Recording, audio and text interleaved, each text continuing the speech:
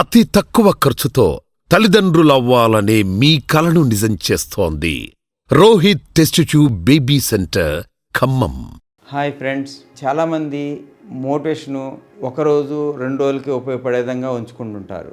For example, world yoga day నాడు అందరూ యోగా చేస్తారు, ఒక 10 రోజులు చేస్తారు, తర్వాత 10 రోజుల తర్వాత శవాసనం లాగేస్తుంటారు, మర్చిపోతుంటుంటారు. వీళ్ళకి ప్రతిరోజు మోటివేషన్ కావాలంటే కష్టం కదా. మనం ఒకరోజు టిఫిన్ చేసి 10 రోజులు ఉండగలమా? లేదు కదా. సాయంత్రం వరకు మనకు నీరసం వచ్చేస్తుంటుంది. అలా మన బాడీకే ప్రతిరోజు 2 పూట్ల 3 పూట్ల ఫుడ్ ఉంటేనే బాడీ యాక్టివ్గా ఉంటుంది కదా. అలానే మన మైండ్కి కూడా ఫీడింగ్ ఉంటుందండి. ఆ మోటివేషన్ రెగ్యులర్గా తీసుకోగలగాలి. ఆ మోటివేషన్స్ రెగ్యులర్గా తీసుకోవాలంటే మీ అంతటి మీరు సెల్ఫ్ మోటివేషన్ అవ్వాలి. ఈ మోటివేషన్ అవ్వాలంటే మీకంటూ ఒక పట్టుదల ఉండాలి. పట్టుదల ఉంటేనే మీరు రెగ్యులర్గా మోటివేట్ అవుతూ ఉంటారు. చాలామంది నేను 6 నెలలు కష్టపడ్డాను, 2 నెలలు కష్టపడ్డాను, రాలేదంటారు.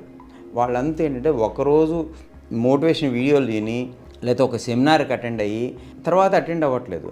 వీళ్ళు కనుక రెగ్యులర్గా మోటివేషన్ క్లాసులు, మోటివేషన్ వీడియోలు చూసుకుంటూ ఉంటుంటే మోటివేషన్ అవుతారు. వీటన్నిటికీ కావాల్సింది ఒకటి పట్టుదల. దీనికి ఒక ఎగ్జాంపుల్, నాకు మంచి ఒక ఇన్స్పైర్ అయిన స్టోరీ ఒకటి ఉంది. బీహార్లో నిజంగా జరిగిన సంఘటన. మనకంటే ఇప్పుడు ప్రజెంట్గా వాటర్ ప్రాబ్లం ఏం లేదు కాబట్టి మనం వాటర్ కావాలంటే ఎక్కడంటే అక్కడికి ట్యాపుల ద్వారా, పైపుల ద్వారా వచ్చేస్తూ ఉన్నాయి. ఇది దగ్గర 1960 ఆ టైంలో జరిగిన సంఘటన అండి. ఇది బీహార్లో గెహలోర్ అనే ఒక ఊరు ప్రజలంతా వాళ్ళు వాటర్ కావాలంటే చాలా దూరం నడిచి 350 అడుగుల ఎత్తున్న పర్వతం ఎక్కి దిగి వజీర్గంజ్ అనే గ్రామానికి వెళ్ళి అక్కడి నుంచి వాటర్ తీసుకొని వచ్చేదన్నమాట.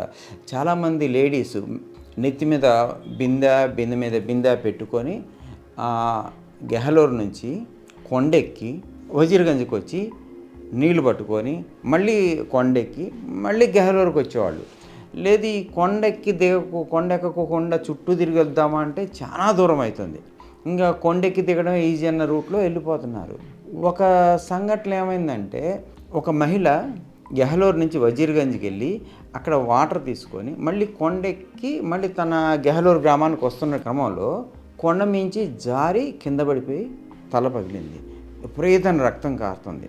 ఆ ఊరు ప్రజలందరూ ఏం చేశారంటే ఆ మహిళని గెహలోర్ నుంచి మళ్ళీ భుజాన పెట్టుకొని కొండెక్కి వజీర్గంజ్కి తీసుకెళ్లారు. ఈ టైం గ్యాప్లో ఆ మహిళ చనిపోయింది. అప్పుడు తన భర్తకి చాలా కోపం వచ్చింది. చాలామంది సహజంగా ఏంటంటే ఎవరన్నా వాళ్ళ ఇంట్లో ఎవరన్నా జరిగిపోతే చాలా బాధపడతాడు. కానీ ఇతను ఆ పర్వతం దగ్గరికి వెళ్ళి, నువ్వు నా వైఫ్ని ఖరాబ్ చేశావు, నీ అంతు చూస్తాను అన్నాడు. చాలామంది నవ్వారు. నీ వల్ల ఏమైంది, అది పర్వతం రా అన్నారు. లేదు, నేను ఈ పర్వతాన్ని లేకుండా చేస్తాను అని ప్రతిరోజు భుజాన గడ్డపార, పలుగు, సుత్తి పట్టుకొని రెగ్యులర్గా వెళ్ళేవాడు. వెళ్ళి ఆ కొండను పగలగొట్టడం, కొద్ది పగలగొట్టడం, రావడం చేసేవాడు. వచ్చే క్రమంలో అతని ఊళ్ళో ఉన్నోళ్ళందరూ, సర్పంచ్ వీళ్ళంతా, అరే పిచ్చోడు వస్తుండు, వీడు కొండను పగలగొడతాడంట అని విపరీతంగా కామెంట్ చేసేవాళ్ళు. తన పట్టుదలని ఎక్కడ వదలుకోకుండా ఎలాగైనా ఆ కొండని అనేది పగలగొట్టి ఒక దారి ఏర్పరిచిండు. అతను చేసిన ప్రయత్నం దగ్గర వాళ్ళు చేసే ప్రయాణం మొత్తాన్ని 3 కిలోమీటర్లకి తగ్గించగలిగిండు అతను. అంటే వాళ్ళు చేయాల్సిన ప్రయాణం 3 కిలోమీటర్లు. ఇదివరకు దగ్గర 50 నుంచి 100 కిలోమీటర్లు చేసే ప్రయాణాన్ని 3 కిలోమీటర్ల వరకు చేయగలిగిండు. ఇతని పట్టుదల ఇతను చేసే ప్రయత్నంలో అది 1 సంవత్సరం 2 సంవత్సరాల్లో కంప్లీట్ కాలేదండి. 22 సంవత్సరాలు పట్టింది. ఈ క్రమంలో చాలామందిని అతన్ని కామెంట్ చేశారు. అరే పత్ని మరుగైతో పాగల హోగయా, అరే వీడికి భార్య చచ్చిపోతే పిచ్చోడైపోయిండు అనేసి విపరీతంగా కామెంట్ చేసేవాళ్ళు. అతని పట్టుదలను వదిలేయలేదు. ఎప్పుడైతే ఇతనిలో ఎంత పట్టుదల ఉందంటే, జబ్ తక్ తోడుంగా నహి తబ్ తక్ చోడుంగా నహి అనేసి పర్వతాన్ని పగలగొట్టడం స్టార్ట్ చేసిండు.